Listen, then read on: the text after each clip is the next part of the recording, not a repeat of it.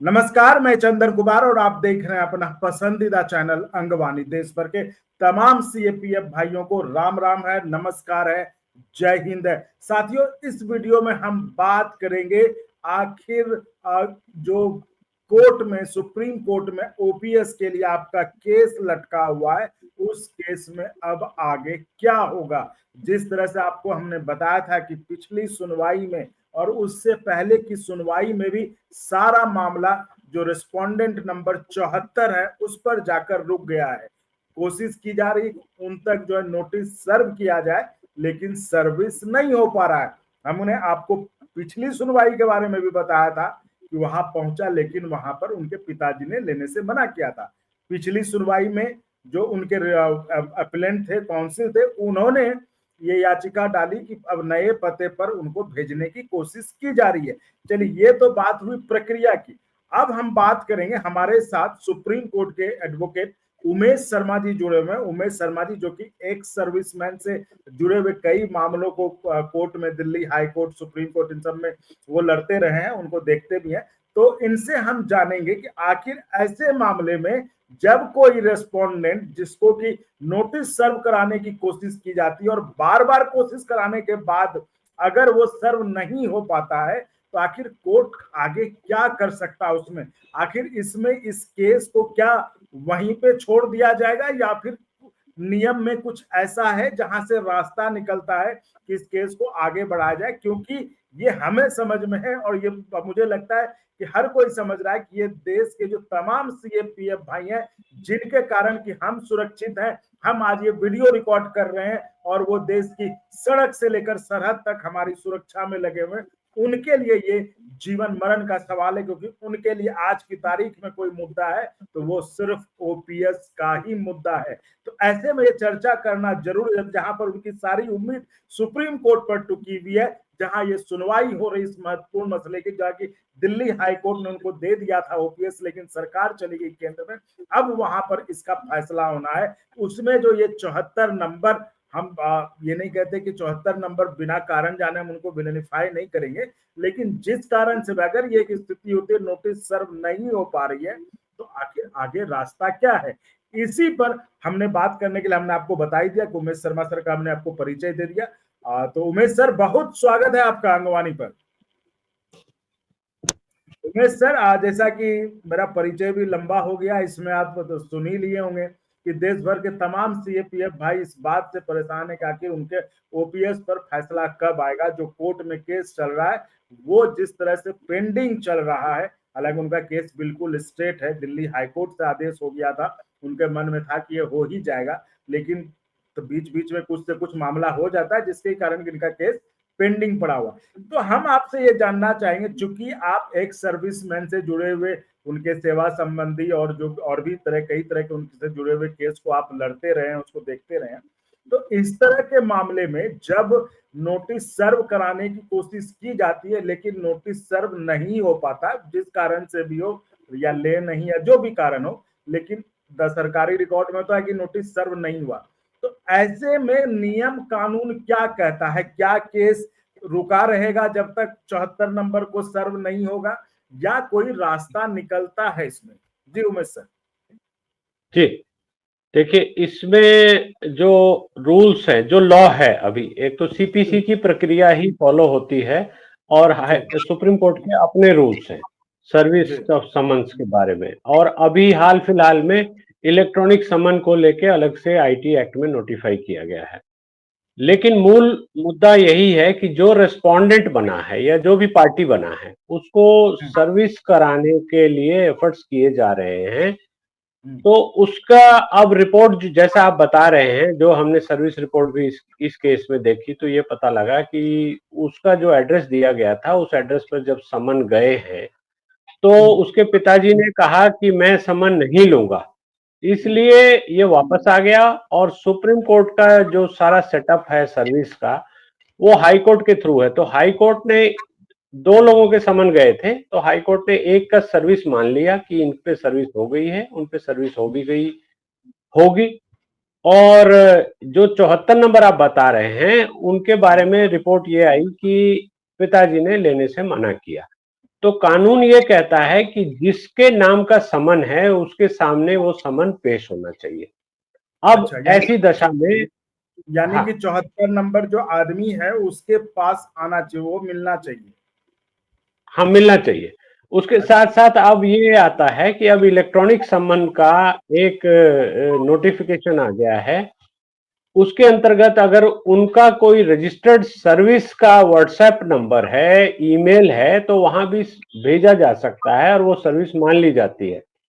अच्छा। देखिए ये जो डिस्ट्रिक्ट कोर्ट्स होती है वहां पर सर्विस का बहुत बड़ा इशू होता है। अच्छा। सुप्रीम कोर्ट में इसको लेके बहुत ज्यादा इशू नहीं होता है। अगर हम बात करते हैं जैसा कि सीएपीएफ की जो जजमेंट अभी आई है, हम्म। जिस जिस जजमेंट की हम बात कर रहे हैं, जिस केस की हम बात कर रहे हैं, उस केस में इन प्रिंसिपल या तो भारत सरकार का जो ये नोटिफिकेशन है वो या तो सरवाइव कर जाएगा या क्वैश हो जाएगा। तो अच्छा। जितने लोग पार्टी हैं चाहे नहीं पार्टी हैं, सबको फायदा इसका मिलेगा।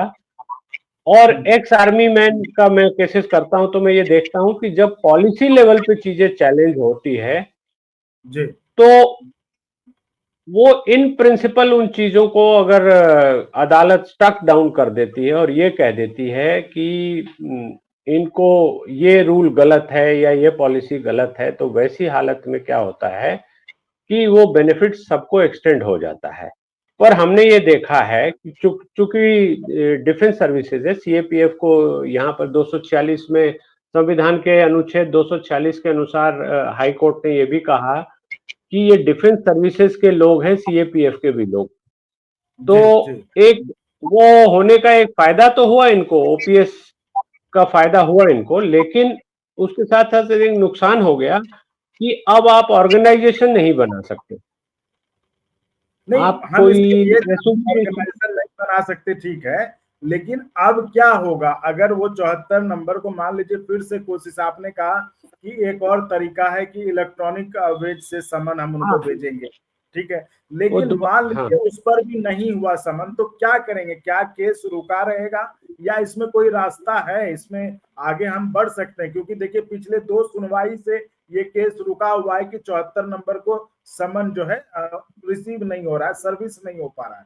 तो ये केस क्या रुका देखिए रहेगा या ये इसमें कोई रास्ता जब है? आपने हाँ जब आपने बताया तो हमने सर्विस रिपोर्ट इसकी वेरीफाई की। ऑफिस रिपोर्ट आती है सुप्रीम कोर्ट में, जी। वो वेरीफाई कोई भी कर सकता है। तो हमने जब वेरीफाई किया तो हमने ये देखा कि 5 अगस्त 24 को ही सेट नहीं फाइल किया गया था। आप इस सब्जेक्ट को समझने की कोशिश कीजिए। ये फायदा सीएपीएफ के लोगों को, स्टाफ को, या जो भी ऑफिसर्स हैं या जो भी अफेक्टेड लोग हैं, जो बेनिफिशियरीज हैं।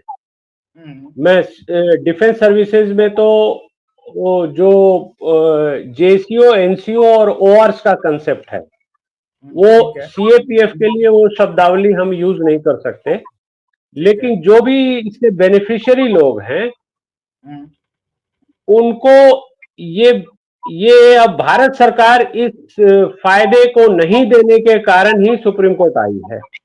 अब ठीक सुप्रीम है। कोर्ट उस पे विचार कर रही है ठीक है। कि हाई कोर्ट का जजमेंट सही है या गलत है। अब हम्म। उस हालत में बहुत सारे लोग पार्टी बन गए, बहुत सारे लोग पहले से पार्टी थे, तो जी। उसकी सर्विस में अटका हुआ है। तो भारत सरकार तो चाहेगी ना कि ये डिले होता रहे जी। जी। और हमको अगर देना हमको होता देना तो ना पड़े। हाँ पहले ही दे देती, नहीं तो कोर्ट ही नहीं जाती। जी, सही है, हाँ ठीक है। हाँ, नहीं तो भारत सरकार तो ये बोल देगी कि इनको ड्रॉप करते हैं हम, हम्म। या इनका हम जैसे जो जो भी सीएपीएफ का आदमी है, स्टाफ है, बेनिफिशियरी है, अगर वो अपनी सर्विस में है तो उसके यूनिट पे सर्विस कराई जा सकती है, भारत सरकार को सब पता है। अगर वो रिटायर्ड है तो वो पेंशन जहां से ले रहा है उसके पास सब कुछ है, पेंशन ऑफिस के थ्रू सर्विस कराया जा सकता है। तो अब यहाँ मामला फंस गया, लेकिन ऐसा नहीं है, इतना अंधेर नहीं है। सुप्रीम कोर्ट जी। में अगर हम जरा सा भी जोर लगाएंगे कि ये मैटर बिना मतलब के डिले हो रहा है अब और यही इसी के में सर, यही यही अंधेर को दूर क्या कर सकते हैं? क्या हाँ, उजाला है वो बताइए जी। ये हमको वहां जज साहब को बोलना पड़ेगा कि ये बिना मतलब के डिले हो रहा है अच्छा। आप इसको जल्दी से जल्दी आगे बढ़ाइए। जैसे 71 नंबर की सर्विस हो गई है, उनकी ओर से कोई नहीं आया तो कोर्ट ने एक लाइन में लिख दिया कि 71 पे सर्विस हो गई है, कोई नहीं आया, आगे बढ़ते। तो ऐसा 74 में अब एक कानूनी पेच फंस गया है या फंसाया गया है, इसके बारे में थोड़ा गंभीरता से सोचना होगा। लेकिन इस भंवर से बाहर कैसे निकले, इसके बारे में आप पूछ रहे हैं, तो मेरे पास इसका जवाब एक है कि हम जब भी रेस्पोंडेंट होते हैं तो हम कोर्ट में ये दिखाते हैं, न्यायाधीश को ये बताना पड़ता है कि देखो जी, मेरे बेनिफिट्स डिनाई हो रहे हैं, डिले हो रहा है, बहुत सारे लोग रिटायर हो रहे हैं, उनको क्या बेनिफिट मिलेगा, या बहुत सारे लोग जो पहले से ओपीएस के बेनिफिशियरी थे वो इस दुनिया से चले गए हैं। तो इस केस की 2020 से ये केस शुरू हुआ है, तो इस केस का फायदा किसको मिलेगा। तो वैसी हालत में अदालत क्या करती है कि तेजी से चलती है। या तो अच्छा। यूनियन ऑफ इंडिया को, जो एमएचए जो अपीलेंट है, एमएचए को कहेगी कि आप या तो सर्विस कराओ या इनको ड्रॉप करो या हम आगे चलते हैं। अच्छा, यानी तो इसके लिए जरूरी है ये कि जिन्होंने संभावना है। हाँ, जिसने केस फाइल किया है वो जज साहब का इस ओर ध्यान खींचे कि माय लॉर्ड, बहुत देरी ऑलरेडी हो गया है, अब इसको अगर नहीं हो पा रहा तो हम आगे बढ़े, मतलब ये कहना पड़ेगा हमें। आपने देखिए, इसमें एक चीज और भी है, जिसने केस फाइल किया है, भारत सरकार को अगर देना होता तो हाईकोर्ट के आदेश के बाद ही चुपचाप दे देती। तो भारत सरकार तो देना नहीं चाह रही है, और वो चाहेगी हमेशा डिले करना कि देना ना पड़े। जी। तो आप जो कह रहे हैं कि पिटिशनर को ही कोर्ट कहेगी कि आप इस पे ऐसा करें और जल्दी से सर्विस कराएं, तो पिटिशनर नहीं चाहेगा। ये हमारे लीगल सिस्टम का एक फैलेसी है, एक फिक्शन है, जो हम दिन रात देखते हैं, अब समझते हैं। तो क्या कहा जा सकता है इसके बारे में। अब चूंकि भारत सरकार नहीं देना चाह रही थी, तभी तो सुप्रीम कोर्ट आई है।